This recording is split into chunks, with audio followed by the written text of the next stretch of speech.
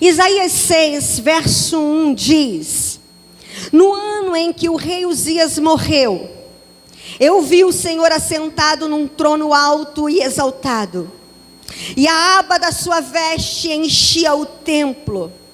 Acima dele estavam serafins, cada um deles tinha 6 asas, com 2 cobriam o rosto, com 2 cobriam os pés, e com 2 voavam. E proclamavam uns aos outros, dizendo: Santo, Santo, Santo é o Senhor dos exércitos, e a terra inteira está cheia da sua glória. Ao som das suas vozes, os batentes das portas tremeram, e o templo ficou cheio de fumaça. Então gritei: ai de mim, estou perdido, pois sou um homem de lábios impuros, e vivo no meio de um povo de lábios impuros. E os meus olhos viram o Rei, o Senhor dos exércitos. O tema dessa mensagem é perdidos no culto. E o que significa culto? Culto significa prestar homenagens. Culto significa honrarias, significa veneração. E quando a gente lê Isaías no capítulo 6, a gente percebe o profeta Isaías vislumbrando um culto verdadeiro, um culto autêntico. Isaías vislumbra um culto angélico. E o texto vai dizer que ele viu alguns seres chamados serafins, que no hebraico significa seres ardentes. E esses seres ardentes, esses seres que queimavam, clamavam, dizendo: Kadosh, Kadosh, Kadosh a El Sabaote. E o texto vai dizer que diante desse culto verdadeiro, Isaías se percebe perdido. Isaías se percebe desorientado, distante, desconectado daquilo que era um culto autêntico. Quando a gente percebe, ou quando a gente estuda um pouquinho sobre Isaías, o nome Isaías significa Jeová, Deus, salvação. E a mensagem proclamada por Isaías, em grande parte dela, é exatamente isso. O foco central da mensagem de Isaías era sobre a salvação. Isaías falou sobre o Emanuel que habitaria entre nós. Isaías profetizou sobre aquele que seria o Deus forte, o conselheiro, o príncipe da paz, o maravilhoso. Isaías estava falando de uma salvação futura, de uma sombra, de algo que ainda iria acontecer. Isaías falava da salvação vivendo a sombra. Nós já experimentamos dessa salvação. A salvação predita por Isaías veio através de Jesus, e hoje nós vivemos a substância dessa salvação. Hoje a salvação foi concretizada, hoje a salvação se tornou real na pessoa de Cristo. Mas a verdade é que Isaías também, ele profetizava acerca de um livramento que Deus iria dar àquele povo. Na época em que Isaías estava no auge do seu ministério, Israel estava vivendo sob o domínio do Império Assírio. A Síria havia se levantado como a devoradora de nações. Não apenas Israel, mas muitas nações estavam debaixo das reges, do governo tirano, cruel e duro da Síria. A Síria foi um povo que dominou com grande requinte de crueldade. O império mais cruel que houve na história da humanidade foi o Império Assírio. A história narra que eles eram tão cruéis e ao mesmo tempo tão orgulhosos pelo que faziam, porque eles possuíam muita condição bélica e um grande exército adestrado para a guerra. Quando nós olhamos Jonas fugindo de Deus para levar uma mensagem aos ninivitas, a gente até entende por que Jonas fez aquilo, porque Nínive era a capital da Síria. Na época que Deus manda Jonas pregar o arrependimento a Nínive, eles ainda não haviam dominado Israel. mas já era um povo cruel. Eles eram bárbaros. E Jonas tinha as prerrogativas para não querer pregar aquele povo, porque eles eram de fato cruéis. Mais tarde Deus vai usar, e quando Jonas vai pregar a Nínive, a gente sabe que Deus ouve, atenta para o arrependimento daquele povo. Porque na época em que Jonas pregou, o rei de Nínive, ele se converteu dos seus pecados. Ele apregoou um jejum nacional. O texto vai dizer que até os animais jejuaram em arrependimento. E Deus preservou a Nínive. Deus preservou a Síria. Porém, mais tarde, a Síria se esqueceu de Deus. Perderam-se novamente. E Deus levanta o profeta Naum para predizer a destruição cabal de Nínive. Nínive foi destruída mais tarde pela Babilônia. E até alguns séculos atrás, Nínive não era tida como uma cidade real. A destruição foi tão tamanha que os historiadores acreditavam que Nínive não era uma cidade real, não havia existido, porque não havia vestígios de Nínive. Apenas em 1800 e pouco é que algumas escavações geológicas descobriram alguns vestígios históricos da veracidade de Nínive. E dentre esses achados, acharam os escritos do rei Senaqueribe, que foi um dos reis tirano da Síria. Na época do governo tirano, do império tirano da Síria, Salmaneser, Zargão e Senaqueribe foram os piores reis. Senaqueribe escreveu os feitos que ele fazia com as nações em que ele dominava. E está escrito lá que alguns povos eles arrancavam os olhos. Outras nações, eles decepavam as orelhas. Outros povos que eles governavam, eles decapitavam. Outros, eles esfolavam. Eles arrancavam a pele. Alguns, eles empalavam.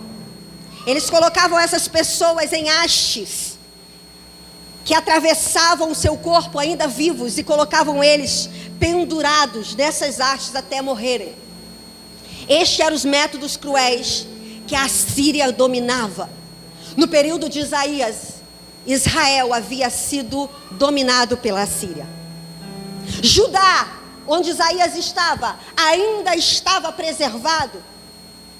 Mas quando a gente entende o porquê de Deus ter permitido que a Síria fosse uma ferramenta, um instrumento de punição e castigo para Israel, assim como a Babilônia, mais tarde Roma, a gente percebe que o fato de Deus permitir tais sofrimentos se dá a esse perigo tão constante que todos nós incorremos, que é o fato de Israel ter se perdido no culto. Israel se perdeu na verdadeira adoração. Israel se perdeu na honraria, em tributar honra a Deus, ao verdadeiro Deus, a Yahvé. E o texto vai dizer que, por conta da apostasia desse povo, a história vai narrar que Deus permitiu que eles sofressem grandes agruras, grandes sofrimentos. Quando Deus separa Israel como nação santa, como povo seu, Deus tinha alguns objetivos em mente, e um deles era: Deus queria se revelar para as demais nações como sendo o verdadeiro e único Deus. E para isso Deus estabeleceu algumas regras de conduta. Deus estabeleceu decretos, mandamentos para o povo de Israel. Em Êxodo, no capítulo 20, no verso 3, Deus vai dizer o seguinte: olha, vocês não podem ter outro Deus além de mim. No verso 4 de Êxodo 20, ele vai dizer: vocês não podem fazer imagens de escultura, nem de seres que habitam no céu, nem na terra e nem nas profundezas da água debaixo da terra. No verso 5 ele vai dizer: vocês não podem se prostrar diante de imagens de escultura. E ele conclui dizendo: porque eu sou um Deus zeloso. Sabe o que Deus diz com essa palavra? Deus diz: eu sou um Deus exclusivista. Ou eu estou em primeiro lugar, ou eu sou tudo para você, ou eu não vou estar. Deus tem que estar em primeiro lugar. Ele tem que ser o centro de tudo. Porque Deus não vai aceitar, está em segundo plano e nem dividir a sua glória com o outro.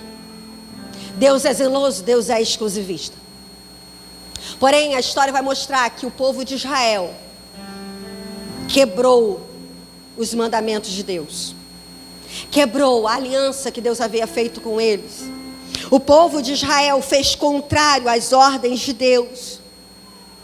E o que me chama a atenção é que eles não pararam de cultuar a Yahvé. Eles não pararam com suas festas religiosas, não. Eles não pararam de sacrificar holocaustos, não. Eles continuavam com todos os seus cerimoniais e ritos. Porém, eles se perderam no culto que prestavam a Deus. Eis o perigo. O perigo não é você parar tão somente de cultuar, mas também pensar que está cultuando e está perdido no culto.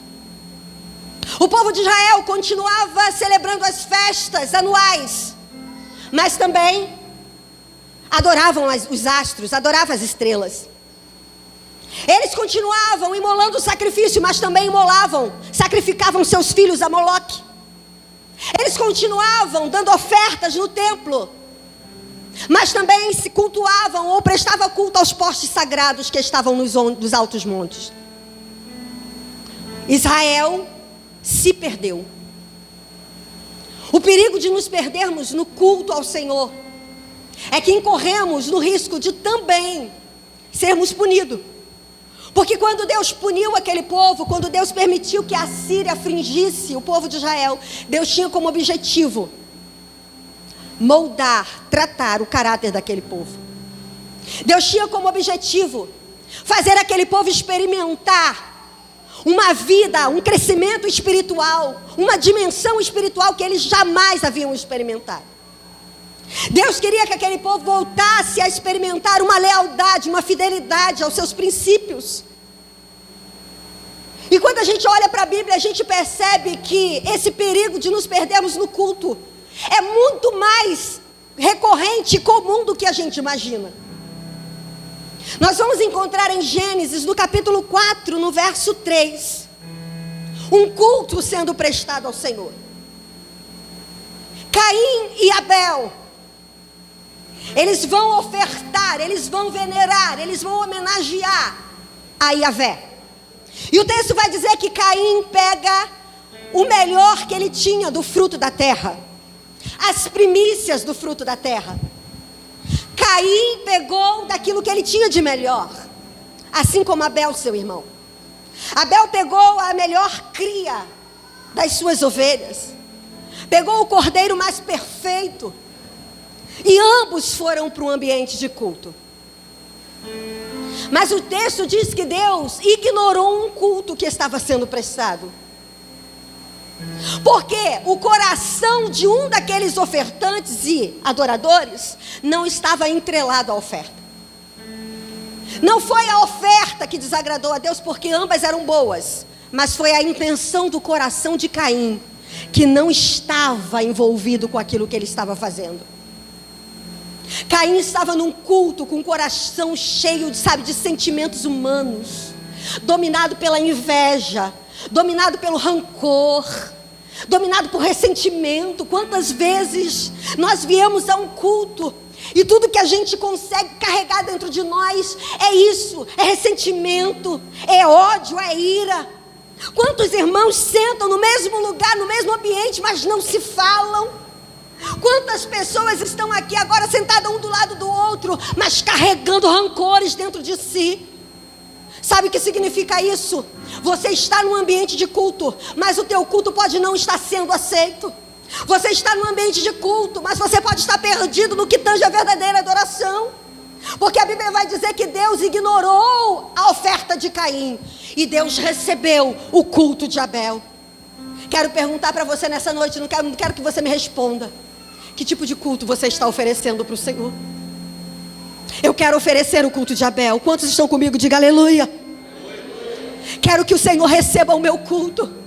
Eu quero que o meu coração esteja envolvido naquilo que eu estou fazendo. Eu não quero estar simplesmente fazendo algo que me foi imposto a fazer. Eu não quero estar aqui só porque eu tenho que estar no domingo. Eu não quero estar aqui nesse momento de culto só porque eu sou um líder em sede, célula, e tenho que estar. Eu tenho que vir com o meu culto preparado. Eu tenho que vir com o meu coração envolvido naquilo que eu estou prestando ao Senhor. Quando a gente avança um pouquinho nas Escrituras, a gente vai encontrar lá em 1 Samuel, no capítulo 13, um homem que perdeu a sua unção, a sua bênção, que perdeu a pessoa do Espírito Santo no ambiente de culto. Quando a gente volta um pouquinho, a gente vai ver que o primeiro homicídio foi planejado num ambiente de culto, gente. Você consegue entender a dimensão do perigo da gente se perder no culto? Você pode sair daqui e matar um irmão. Às vezes você não pode matá-lo de forma literal, mas espiritualmente você pode matá-lo. Cuidado com o culto que você presta, porque se você estiver aqui sendo ignorado por Deus, você pode sair daqui se tornando homicida, se tornando um destruidor de sonhos, de propósitos, sabe? Lá em 1 Samuel nós vamos encontrar Saul cometendo um grande erro. A Bíblia vai dizer que Saul foi ungido por Deus como rei de Israel. E em determinada ocasião, os filisteus se levantaram com ímpeto contra o povo de Israel. E eles eram numerosos, um exército expressivo. O texto vai dizer que, comumente, o povo de Israel, antes de partir para a guerra, eles cultuavam ao Senhor. Eles ofereciam sacrifícios. Eles buscavam do Senhor força, estratégia. Eles celebravam ao Senhor. Mas havia um decreto estabelecido por Deus, que o único que poderia oferecer sacrifícios seria o sacerdote. E o sacerdote incumbido de celebrar aquele sacrifício, aquele culto, era Samuel. E Samuel se atrasou. Samuel demorou para chegar. O texto vai dizer que Saul começou a ver o seu exército evadir, debandar, dispersar. O exército começou a ficar com medo e cada um começou a voltar para as suas casas. Cuidado, irmãos, com a ansiedade, com a solicitude, com o desespero. Às vezes a gente vem para a casa do Senhor, mas a gente quer que Deus haja no nosso tempo, na nossa hora. Às vezes a gente vem disposto a cultuar, mas quando as coisas não acontecem do nosso jeito, a gente se precipita. E o texto vai dizer que por falta de observar os preceitos do Senhor, Saul não esperou Samuel e ele ofereceu o sacrifício. Quando ele acaba de imolar o sacrifício, Samuel chega e Samuel pergunta: Saul, por que você fez tal coisa? Se você tivesse obedecido, Saul, o teu reino seria perpetuado. Mas porque você cultuou ao Senhor de forma equivocada, não obedecendo às suas diretrizes, os seus mandamentos, Deus vai levantar para si um outro rei, um homem segundo o seu coração. Você consegue entender? Tem pessoas que estão perdendo dentro de um culto. Tem pessoas que estão perdendo mais do que bênçãos que receberam. Estão perdendo a pessoa do Espírito Santo. Porque nos capítulos posteriores, a Bíblia vai dizer que o Espírito Santo se retirou de Saul. Irmãos, cultuar ao Senhor deve ser algo de primazia, algo de excelência, algo que a gente precisa observar, algo que a gente precisa atentar. O culto de Caim foi ignorado e o culto de Saul foi rejeitado. Existem pessoas que Deus ignora, outros Deus rejeita. Sabe por quê? A máxima do nosso culto é a obediência. No capítulo 15, Samuel vai dizer: é melhor obedecer do que sacrificar. Obedeça os preceitos do Senhor. Quer que Ele aceite o seu culto? Quer que Ele te receba como um adorador? Observe os preceitos. Faça o que a palavra de Deus manda. Viva uma vida de retidão na sua casa. Porque a gente define culto como sendo apenas 2 horas, como sendo apenas nesse restrito a esse ambiente sagrado. O nosso culto, ele é diurno e ele é diário. E eu preciso estar oferecendo cultos autênticos, porque do contrário, Deus não recebe. Quando a gente avança um pouquinho, a gente vai lá para o Atos dos Apóstolos, no capítulo 20. Nós vamos encontrar também um ambiente de culto. E no ambiente de culto, pode-se morrer. No ambiente de culto você pode matar. No ambiente de culto você pode perder. E no ambiente de culto você pode morrer. Em Atos, no capítulo 20, a Bíblia vai relatar que Paulo chega à Macedônia. E ele vai pregar um discurso, ele vai falar das mensagens ou da palavra de Deus. E Paulo reúne um grupo de pessoas em um determinado lugar. E naquele recinto, um jovem por nome Eutico se senta na janela. Aquele ambiente estava no 3º andar de uma casa. Eutico estava sentado na janela. Existem pessoas que vêm para o ambiente de culto, mas ficam como espectadores, como observadores, porque da janela você observa. Pessoas que vêm para o culto para analisar o conteúdo da palavra. Pessoas que vêm para o culto para criticar o tom ou a entonação dos louvores que foram cantados. Pessoas que vêm para o culto para criticar a roupa do irmão, para criticar o cabelo do irmão. Pessoas que vêm para o culto para falar mal do outro. São pessoas que vêm para o ambiente, mas que se sentam na janela. São meros espectadores. Deixa eu dizer uma coisa para você. No ambiente em que Paulo estava, a iluminação não era feita por energia elétrica. Na época, usavam-se lamparinas. E para quem viveu esse contexto, ou para quem pelo menos teve a curiosidade já de pesquisar sobre isso, a lamparina, quando acesa, ela libera uma fumaça tóxica. Eutico estava sentado acima da lamparina. Quem não está no fogo fica inalando fumaça. Você consegue entender a dimensão disso? Ou você está envolvido no culto, ou você está inalando fumaça tóxica. O texto vai dizer que em um dado momento aquela fumaça entorpeceu a Eutico. Eutico adormeceu, a história narra, e caiu do 3º andar daquele lugar. Lucas, o médico que estava lá presente, que escreve essa história, ele atesta a morte de Eutico. Ele diz: e morreu. Eutico cai, quebra o pescoço e morre. Quando nós não nos envolvemos com a causa do reino, com Deus, com a adoração genuína, estamos sujeitos a morrermos no ambiente de culto. Sabe aquela pessoa que chega no culto e diz assim: olha, o culto não foi bom, hoje ficou horrível, a ministração da irmã enrolou, que horrível. Deixa eu dizer uma coisa para você, Eutico: o culto não foi para você. Eúticos pensam que o culto é para ele. Eutico analisa, degusta e diz: está bom ou não está. Mas quem é Paulo está lá dentro do culto. Quem é Paulo está cheio de unção. Quem é Paulo tem vida. Eutico está pronto para morrer, mas Paulo está cheio de vida. E quem tem vida traz vida para Eúticos. O texto diz que Paulo chega perto de Eutico e diz: ele não morreu. Eu quero dizer para você que tem aprendido a cultuar ao Senhor em espírito e em verdade, você que tem aprendido a essência da verdadeira adoração, talvez você olhe para o teu irmão do lado, ele está indiferente, ele está completamente distante daquilo que você está fazendo. Talvez ele olhe você adorando e critica: é Eutico. Mas eu quero dizer, não rejeita o Eutico não, porque Deus quer usar você para trazer vida para esse Eutico. A Bíblia diz que Paulo desce até o lugar onde Eutico havia caído, abraça Eutico, e no final daquela reunião, Eutico estava com vida.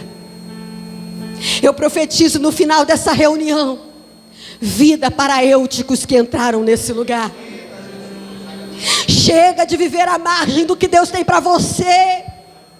Chega de viver um evangelho, sabe, de máscaras, de falsidade, hipocrisia e religiosidade. Deus quer que você faça parte do culto que você celebra a Ele.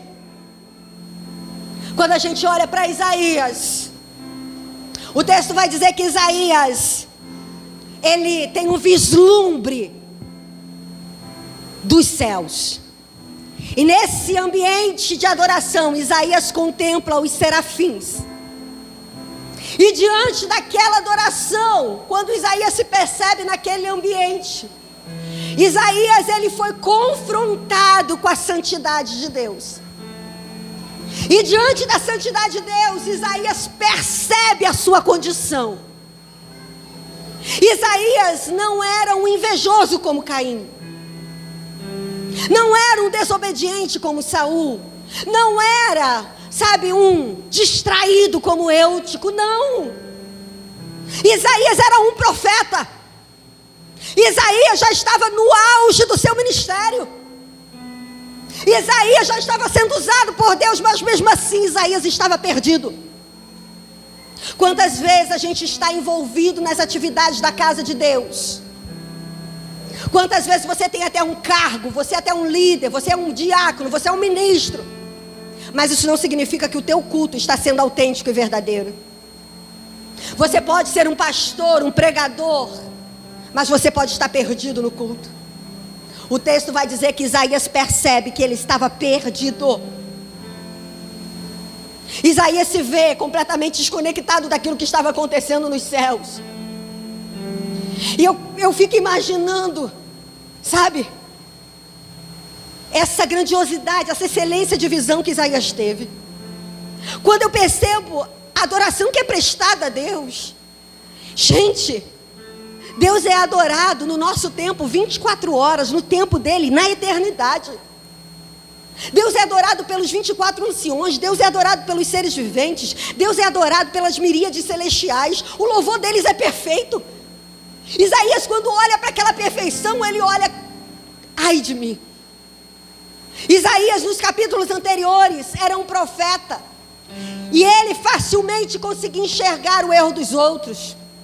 No capítulos anteriores, Isaías vai dizer, ai dos que juntam bens, ai dos que bebem, ai dos que, sabe, se enganam ou praticam o mal ou trocam o mal pelo bem.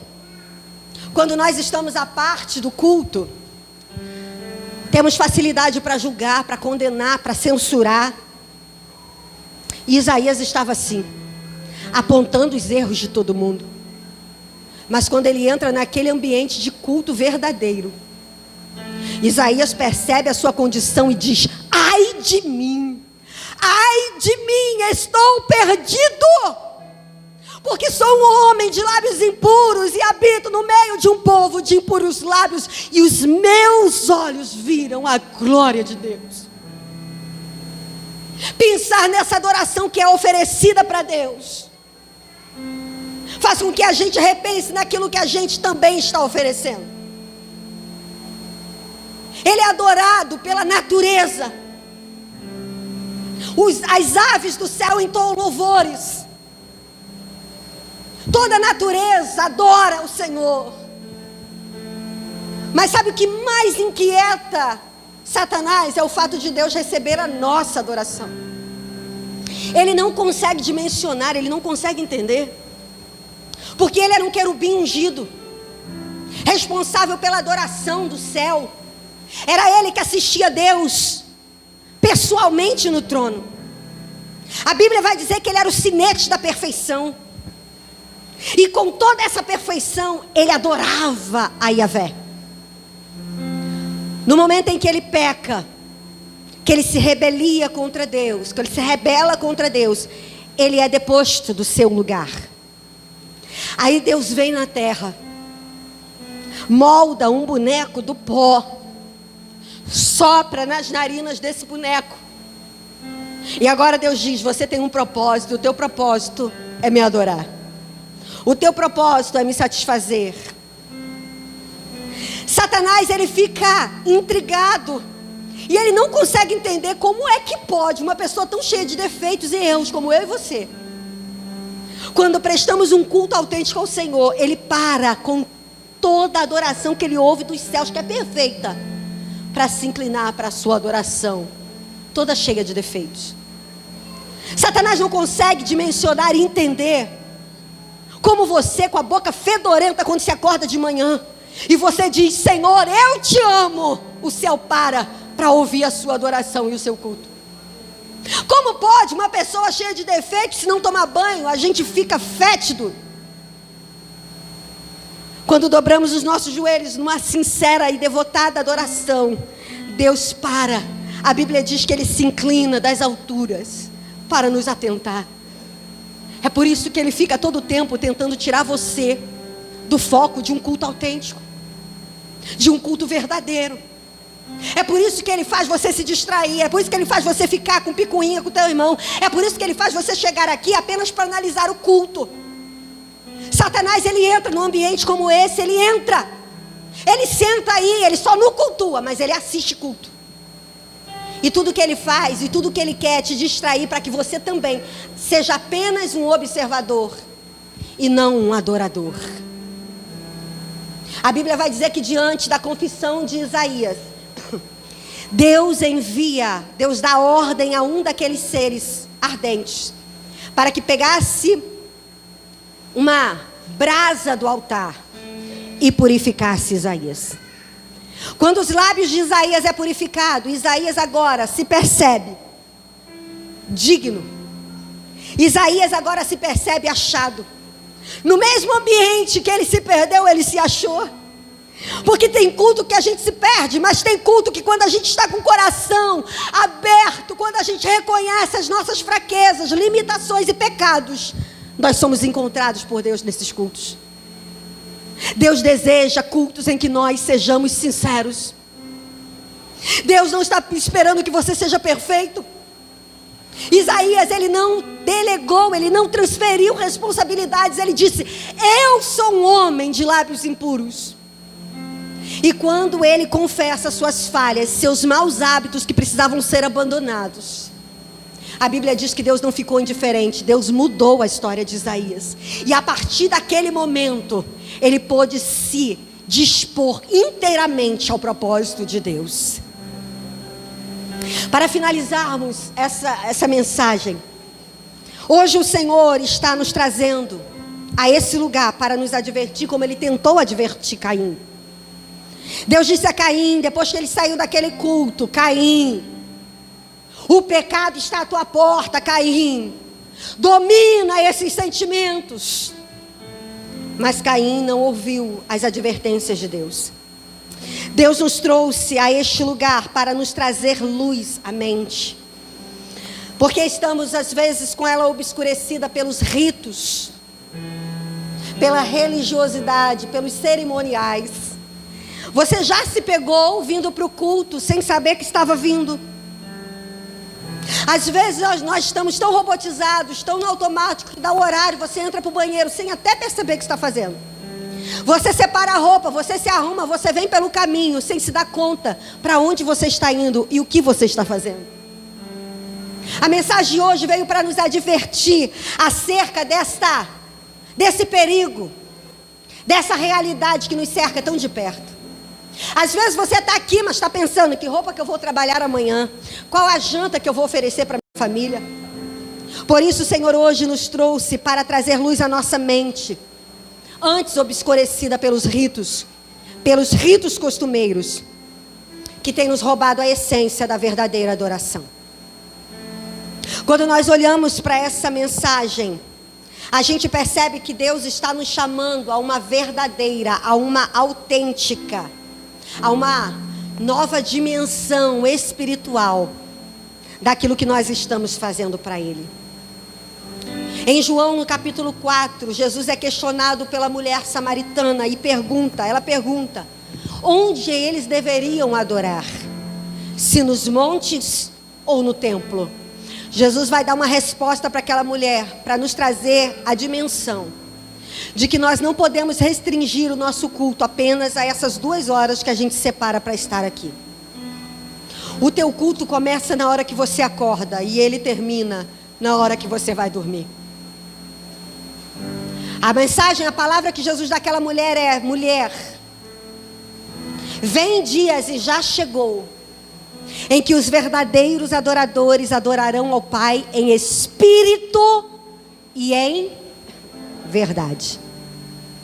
Precisamos adorar a Deus em espírito e em verdade, quando a nossa vida está em pleno fulgor, quando o sol está claro, quando as bênçãos, sabe, estão sendo derramadas, quando a tua saúde está em dia, quando o seu casamento está bem. Porque o verdadeiro adorador, ele não está restrito apenas só nos dias de primavera e verão. Lembra de Paulo e Silas? Paulo e Silas estavam aprisionados, pés nos troncos, costas dilaceradas, nas prisões inferiores, no lugar fétido e escuro. Não tinha sol brilhando, não tinha oxigênio puro, não tinha porquê eles estarem ali num culto de celebração. Mas quando nós aprendemos e desenvolvemos uma essência adoradora, a gente não adora o Senhor só nos dias bons da vida, a gente adora nas prisões. Aprendemos a adorar a Ele quando nós estamos sendo submetidos a provações, quando nós estamos esquecidos em cárceres. Você consegue entender essa dimensão? Deus está nos chamando a uma realidade de uma adoração autêntica, não apenas de um rito que você separa dia da semana para estar na célula e dia da semana para estar no culto de celebração. Deus está nos chamando a uma verdadeira, a uma autêntica, a uma essência de adoração. Chega de vivermos à margem dos cultos. Chega de vivermos ou apresentarmos, sabe, ofertas mancas. Paulo, em Romanos, no capítulo 12, verso 1, ele vai dizer o seguinte: rogo-vos, irmãos. Paulo está fazendo um convite desesperado: que apresenteis o vosso corpo em sacrifício vivo, santo e agradável a Deus. Paulo está dizendo para mim e para você que cultuar ao Senhor não é algo fácil, envolve sacrifício. Significa que você vai ter que renunciar a muita coisa. Significa que você vai ter que abrir mão de muita coisa. Na antiga aliança, o sacrifício era morto, era imolado. Aquilo que está morto não tem vontade, aquilo que está morto não tem desejo, aquilo que está morto não tem volições. Mas Paulo vai dizer que a nova aliança é diferente. Nós somos o sacrifício, e o sacrifício é vivo. Isaac foi um sacrifício amarrado. Jesus, o substituto, foi um sacrifício solto. Sabe o que significa? Sacrifício vivo é algo que é intenso, é algo que é ativo, é algo que tem vontade, é algo que tem querer. Quando a gente olha para Jesus, o sacrifício vivo, a vontade humana de Jesus foi sair da cruz. Como um sacrifício humano, vez por outra, você vai sentir vontade, sabe, de escapulir do altar. Vez por outra, sorrateiramente, sem você perceber, você vai começar a escorregar do altar, porque a sua vontade vai desejar isso. No auge do sofrimento, próximo à cruz, Jesus faz uma oração. A natureza de Jesus, querendo escapulir do altar, diz o seguinte: Pai, se for possível, passe de mim esse cálice sem que eu beba. Mas Jesus era um sacrifício voluntário. Paulo está dizendo isso. O nosso culto tem que envolver sacrifício voluntário. E de imediato ele volta para o altar e diz: todavia seja feita a tua vontade. Sacrifício vivo, culto verdadeiro, significa matar a sua vontade, o seu desejo, renunciar a você mesmo. O sacrifício tem que ser santo, ele tem que ser pleno, ele tem que ser completo. Deus não aceita nada fracionado, nada pela metade, gente. Estamos tão acostumados com o cristianismo medíocre, que a gente vive uma vida toda errada, pecaminosa lá fora, e com a cara mais lavada, a gente vem prestar oferta, e a gente esquece que a oferta somos nós. O sacrifício tem que ser completo, tem que ser inteiro, tem que ser perfeito, tem que ser total. Não dá para oferecer só parte de mim. Não dá para oferecer-me só no domingo, eu tenho que me oferecer na segunda. Fugir do pecado, fugir da prostituição, fugir da fofoca, fugir da deslealdade, fugir da traição. O meu culto começa na minha casa, na terça, na segunda, na terça, na quarta, todos os dias. Porque o que foge disso é sacrifício pela metade, é culto parcial. O culto tem que ser inteiro. E tem que ser agradável. Você não tem que estar aqui para me agradar. Você tem que estar aqui para agradar aquele que te chamou das trevas para a sua maravilhosa luz. O nosso culto tem que trazer alegria para Deus. O nosso culto tem que satisfazer Deus. Eu não estou aqui para falar bonito para você. Eu tenho que estar aqui para falar aquilo que Deus manda eu falar. Porque a minha vida e o meu culto tem que ser para Deus. É uma mensagem de advertência. É uma mensagem que nos sacode. E todos os dias eu clamo: Pai, me ajude a manter-me no altar.